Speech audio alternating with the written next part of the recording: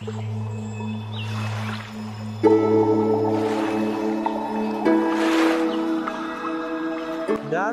talaga ang oras na tayo ay susubukin ng panahon. Sa dami pa naman ng nangyayari sa ating mundo. Mapapagod at panghihinaan ka talaga ng loob. Pero huwag kang magpapadala. Pag may oras ka, magpahinga ka at huwag kang susuko.